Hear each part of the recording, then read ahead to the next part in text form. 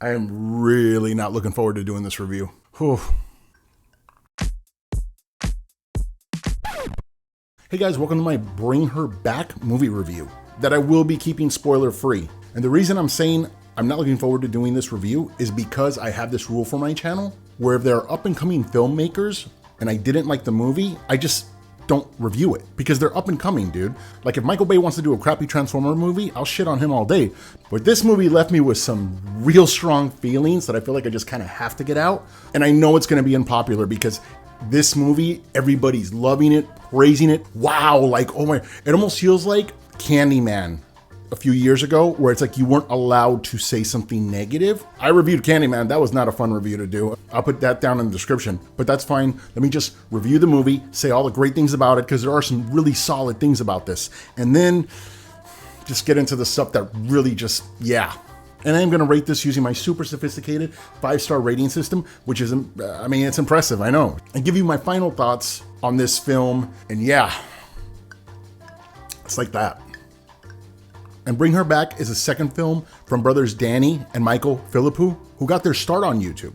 So, I mean, they have a great story. Their first movie was freaking Talk to Me. How awesome was that? I actually didn't love that movie when I first saw it, but I actually like it a lot more as time went on. Maybe that might happen with this because when the credits rolled here, if I had a bag of I would throw it at the freaking screen. That's how angry I was at this freaking movie and how much I didn't like it. A few days have passed now and I'm like, okay, I appreciate certain things about it. So yeah, maybe, yeah. And yeah, just like Talk to Me, Bring Her Back is very dark and it is moody with just a unsettling vibe that's there the entire freaking time. And the casting here, wow. Billy Barrett is awesome playing Andy and Sora Wong plays Andy's sister. Her name is Piper. Sora Wong actually has like a disability where she's pretty much kind of blind, and so does the character of the movie. So it's kind of, yeah, I like when they do that stuff. It's cool. And you totally believe that they are like, even though they're stepbrother and stepsister, there's that connection, dude. They totally have that bond, that connection. And that connection is pretty much the heart of this freaking movie, if there is any. And you can't have creepy unsettling without like a creepy ass kid running around. Jonah Wren Phillips plays Oliver. Dude, yeah, no, it can get uncomfortable. Yeah. But the actor who really stole this entire freaking movie, dude, is Sally Hawkins, who gives an amazing performance as foster mom Laura. Bro, this character has batshit crazy, like boss level batshit crazy, like just there. And it's like, she's cool, she's sweet, but you know some shit ain't right. Her performance actually, I'm not gonna say is on par with this, but Toni Collette in Hereditary, I was like, how does she not get nominated for Best Actor in a female role? Oh yeah, that's right, it's a horror movie. Well, this is kind of the same thing, dude. Sally Hawkins' performance here is definitely Oscar worthy, man, because wow. And Bring Her Back is in about an hour and 45 minutes, and it didn't drag. No, I mean, don't get me wrong, I wanted this movie to freaking end, but it wasn't because of the runtime. And the first act and a half, pretty much half the movie, it's a really interesting story where like you're trying to figure out what's going on. I went in this super cold. I didn't even see freaking trailers. I don't like seeing trailers for A24 because A24, they'll make everything look like the scariest things in Exorcist. And then you watch and you're like, eh. But yeah, figuring out, like seeing the mystery kind of unfold and just trying to figure out what's going on was really interesting. And the first part of this movie actually really worked for me. Even though I do have to tell you, it is a slow burn. I mean, slow burn, dude. And I like slow burns. I'm not asking this movie to be freaking Fury Road, but it's, yeah, it takes its time. And it's really sad. And it's really rainy. It's like this movie, it feels like it's like just like draining your energy the whole freaking time, dude. Really. With the movie being basically about grief and loss. Like if you're like, oh my God, like bro, I miss going to funerals, man. Weren't those things cool? Yeah, dude, I got the movie for you. What? So yeah, funerals, good times, yay. And I do have to tell you, I was kind of getting Hereditary vibes. And listen, I have mixed feelings about Hereditary. I wasn't like, oh my God, I love that movie. You know, I mean, but this is like diet Hereditary. Now, as far as my problems with the movie, there's a few things I'm gonna get into, but let's start with, I'm looking through YouTube. Everyone's thumbnails, you're like, scariest ever, oh my God. And I'm like, fuck, did I miss something? And listen, it's just an opinion, okay? But I think maybe there's a confusion of horror and gore. They're usually together, connected, yes. But this feels more like a melodrama, like grief film that has some psychological thriller in it. Now, I didn't even think thriller's a strong word. This is freaking slow, dude. But yeah, there is some gore here that, man, I gotta tell you. And before anyone's like, oh, you're just being sensitive. When I say anyone, I mean the 10 people that are gonna watch this video. I love gore. I grew up with horror. I love the Terrifier films. I love freaking Evil Dead Rise. Like, I'm like, give me more blood. Like, freaking, I love that stuff. Also, I'm not sensitive to stuff happening to kids. It's a freaking movie. It's a horror movie. I don't have a problem with that. I'm not like, yay, kid got it. But I'm not fazed by it because I can tell, I can separate. That said, I don't like the way the gore was handled here. And honestly, I think it was freaking lazy filmmaking. I'm sorry.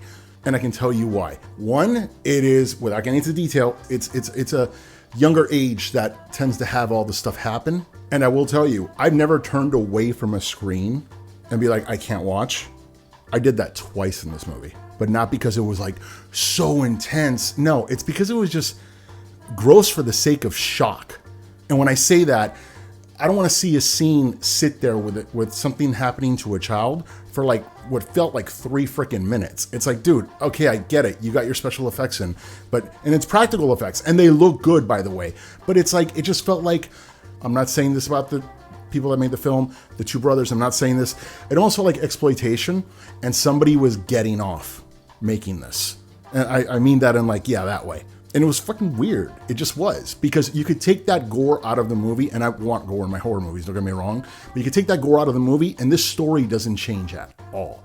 It was just a matter of, hey, let's do it. And at the times it was happening, it was kind of like, oh crap, I'm really getting freaking with this. It's like, oh, okay, oh wow, I gotta turn my head. This is freaking gross. And then it just, yeah. So there was no real reason, no rhyme, no reason, and I need my gore to feel somewhat organic.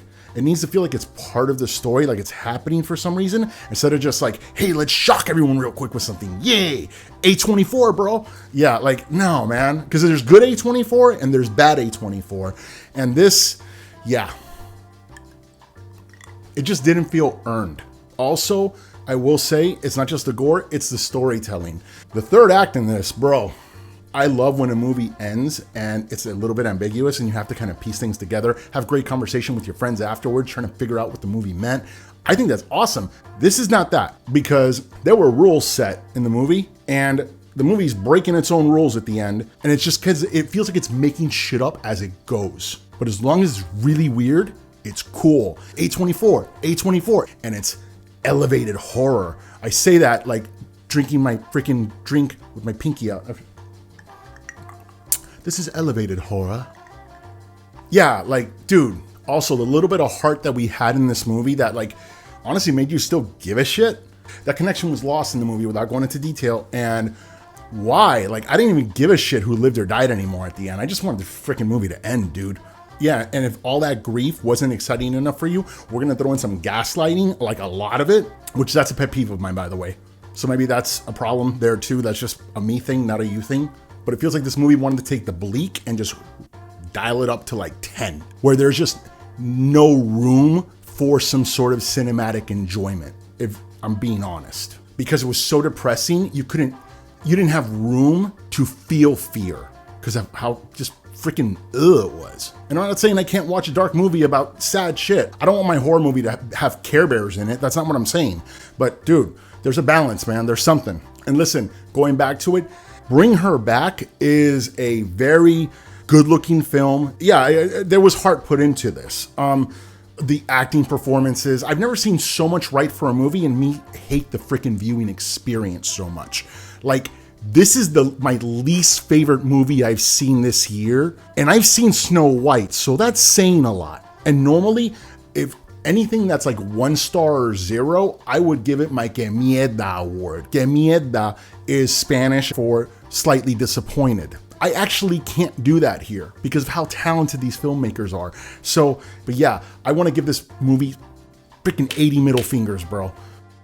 And maybe that's the filmmakers doing a good job because they don't want you to be happy when you leave this movie. And yeah, I definitely wasn't. Oof. And again, listen, this is just my opinion. If you guys adored this movie, I think that's awesome. I love it. It's just, after you see this movie, we all agree, we feel like we need therapy. This is my therapy. And guys, I am finally hitting my channel for the first time actually like hard, and I got 2 months to do 25 freaking movie reviews. By July 15th, this is number 8 now, I think. I would love for you to be on my journey. Please like, subscribe, and whatever all the stuff that I have, and thanks for watching.